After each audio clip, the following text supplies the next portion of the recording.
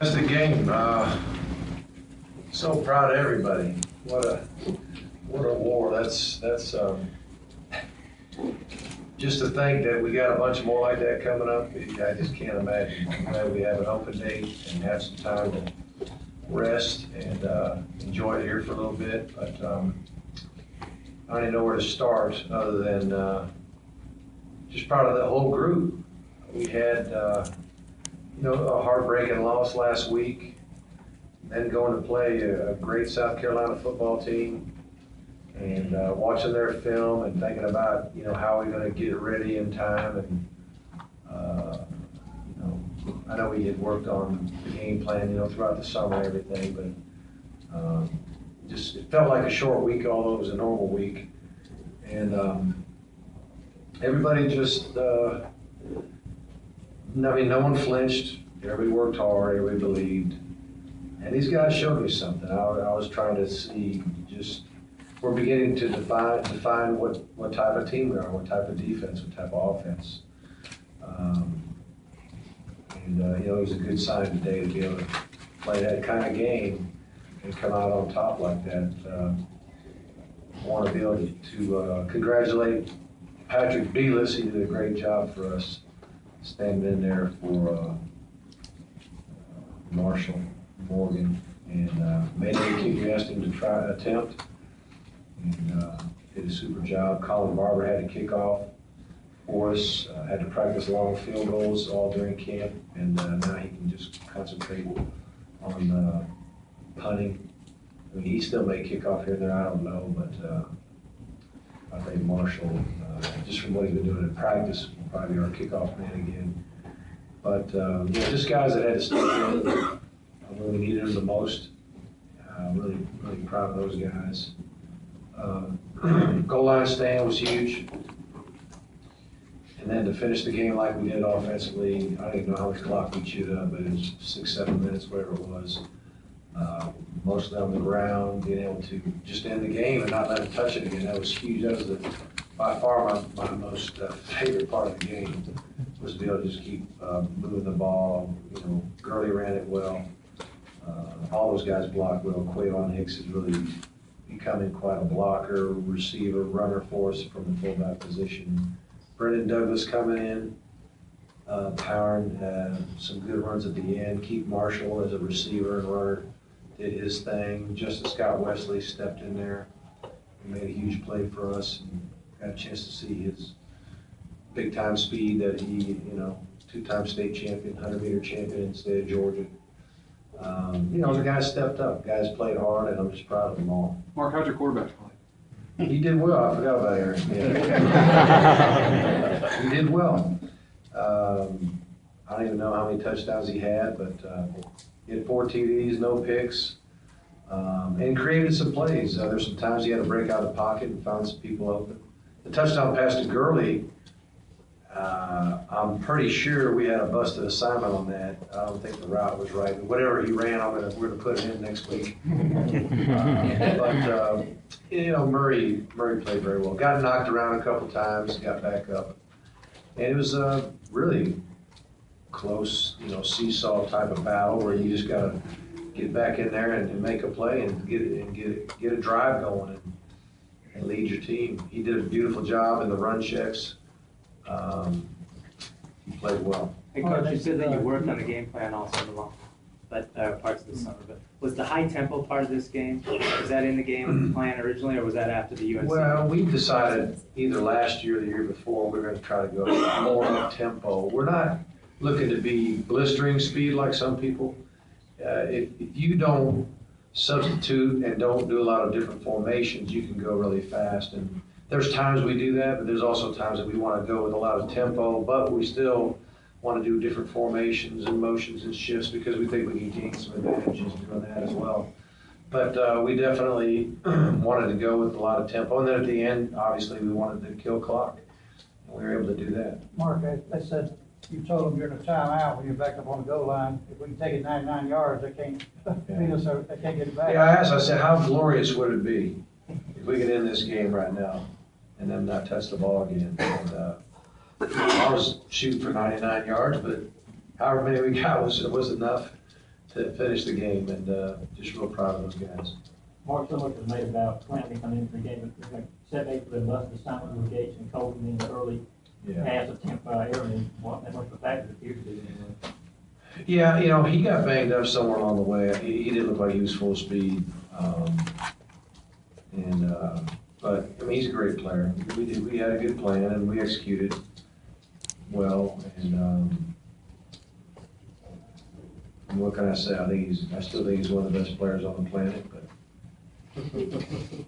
Coach, in the fourth quarter on the sideline, I saw you, really getting hyped up with the crowd and stuff. How gratifying and satisfying was this win? The crowd was amazing. I'm glad you brought that up. First of all, our student section, when we got here for pregame warm-up, well, let me back up. Dog walk was awesome. Dog walk people, thank you. It was awesome. Then we go and we get our pregame warm-up, and the student section is packed, and they're loud and they're rowdy. And they kind of led the way, in my opinion, for everybody in the stands. But then the rest of the Bulldog Nation, by the time we came out of the tunnel, we don't really have a tunnel, but we came out by our Bulldog statue. By the way, we added some smoke this year, so I don't know if that's a good thing or not. But, we'll do that again. But I thought our fans were there. They were really into it, and they got loud when they needed to. And after that touchdown by Justice Scott Wesley, I thought they kind of blew the roof off of it, and I was really pleased with the fans. I appreciate everybody. Market improvement by the offensive line from week 1 to 2? Yeah, I don't think there's any doubt. We had very few times where we couldn't get to the line of scrimmage. There's a couple times we didn't get a whole lot, but rare. It might have been 1 or 2 times where a back couldn't even get started. I think just about every time he had a chance to get some positive yards. Protected pretty well for the most part. I think it was 2 sacks, but it's going to happen when you throw it a few times. And then again, to finish the way we did, and then you have to add the tight end position, you have to add the fullback position, because those guys are great blockers. And even the tailbacks, when it comes to pass protection, there's some blitzes we picked up beautifully.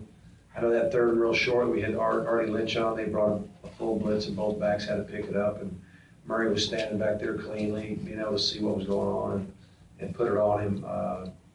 And receivers, I can only guess that they improved in the perimeter blocking, but I'll probably have to watch film to see that. What do you know about Gates and Marshall? Gates and Marshall, I don't know. I really don't. I've not talked to Ron yet. Mark, the onside kick, was that one of those things that you thought you were going to do maybe on Wednesday, or was it just something? Well, Sunday, actually, Coach Olivadotti saw it. He came to me on Sunday night and just showed it to me. And he just felt like they were too wide on the front line. They're too far apart from each other.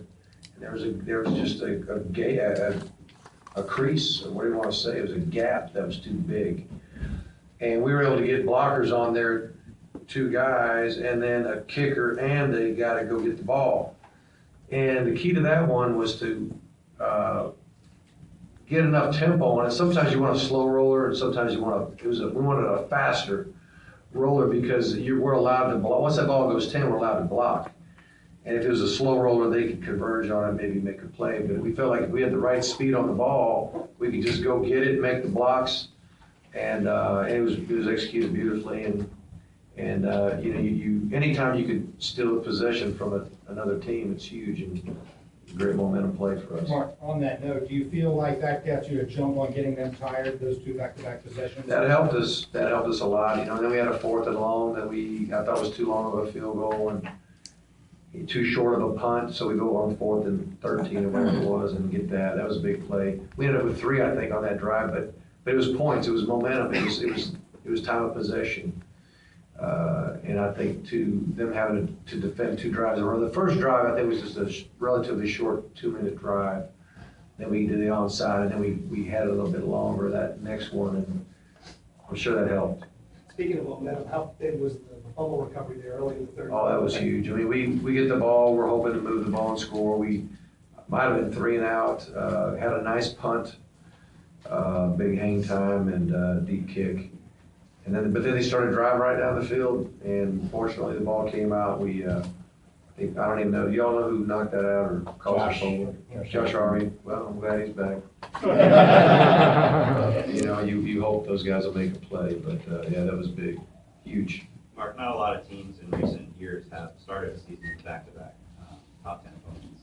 After you made it through it, how hard a challenge was that, and how does it set you up? Yeah, it's tough. I mean, you hate to, so early in the season, feel the pressure of all your goals being on the line. It's game 2, and if we lost it, we weren't out of the SEC race, obviously. We've been able to come back from that before, but it's just no fun to be 0-2 and 0-1 in the league, and hoping somebody gets beat. And looking at the gauntlet ahead of you, it's just very tough. So, I mean, it was good medicine to get a victory. And I'm sure it gave our guys some confidence and as a team. And, with a little time off, like I was mentioning, it was on my coach's show, but we just happen to have a lot of first exams, a lot of projects that are due this next week. It just so happens that a lot of the first exams are here for our guys. So it kind of came at a good time academically. And, anytime you get a little bit of a break, knowing there's another open date as well, it's a 2 open date year. So this is probably a really good spot to have it if we won, since we won. I mean, if you're 0-2 and you have it, it's just mentally, it's awful. Mark, did you think for a second that they were going to get the ball back after the personal foul right on the goal line? Well, I was hoping not. I saw what happened, and, I think it was Garrison was just trying to get to the ball, fly to the ball, and, the fact that it was a dead ball foul was huge. But that was the biggest question that I was asking. I thought it was going to be, but I was asking the question, and the official didn't understand me real good. I got a little hot, but I want to apologize to him for that. But anyway, I was thankful that, and really, I guess it was like a 1-yard penalty. It didn't kill us. It could have killed us if we got a safety. But and then we tried to go on a hard cadence to get them to jump and at least get them off balance or get them in the neutral zone. But we jump. We practice that. Can't tell you how many times we practice being backed up and then going on a hard cadence, trying to get on the second sound, so to speak, and we jump on the first sound. So. And we got another half a yard penalty or something. But Mark, you said you had a good plan for Clowney, but besides the up tempo, what's part of the plan? Well, we had some times where we chipped and we had tight ends chip, backs chip. We would slide our protection to them at times. And the one time Gates got beat inside, I want to see the film as to why there wasn't a guard right on his back pocket, because he should have been there to protect the inside move. But he's just so quick. We just may not have been able to get there. And if sometimes a backer will walk up in a gap to make a lineman think he's coming, and that might have happened when that got him out there late. But usually our guard in that protection should be able to be there on an inside move. Mark, were you guys able to learn anything from the South Carolina game last year? The offensive performance was so drastic from one year to another. I was wondering what the difference was. I don't know. It just seems like if we get a little something going early, we're going to have success that day. And if we struggle early, sometimes everything just begins to tighten down on you. You're trying to find the perfect call and you're trying to make a perfect play. And every play becomes bigger and bigger because you haven't got a first down for a while. But once you kind of break the ice a little bit, everybody kind of relaxes and just starts to play ball. I think that early success helped. It seems Mark, Aaron has worked pretty hard not to personalize all this stuff about Kevin and I being able to win the big game. But you won a pretty big game today. Yeah. I mean, you were a quarterback, huh? Right. You must have to- Well, the thing of it is, I don't want to overdo it to say Aaron won a big game, because quite frankly, when we haven't won some of these games, it's always been the team. It's a team game. The team hasn't won big games.